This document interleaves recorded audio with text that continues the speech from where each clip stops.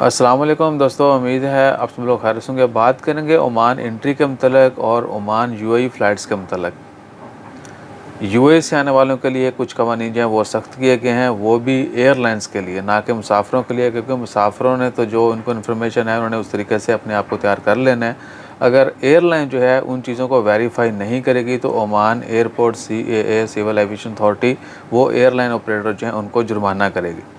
آج 19 دسمبر ہے اور دن ہے اتوار کا۔ کل رات کو یہ سرکولر جاری کیا گیا CAA کی جانب سے، اور باقی ممالک اس میں شامل نہیں ہیں۔ باقی ملکوں کے لیے وہی قوانین آنے جانے کے، صرف UAE کے ساتھ جو ہے یہ قوانین تبدیل ہوئے۔ عمان سے UAE کے درمیان جتنے بھی لوگ سفر کریں گے اور جو لوگ اسپیشلی عمان انٹر ہوں گے ان کے لیے ہے کہ وہ اپنا سارا ڈیٹا مشرقوں پر لازمی طور پر اپڈیٹ کریں گے۔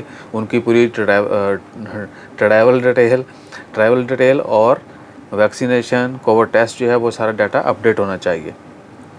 اگر وہ نہیں کرتے یا ایئر لائن ان کو نوٹیفائی نہیں کرتی، کسی بھی وجہ سے ان کا ڈیٹا مس ہوتا ہے، تو ایئر لائن جو ہے وہ بھی جرمانہ فیس کرے گی، جرمانے کا سامنا کرے گی، ان کو جرمانہ کیا جائے گا۔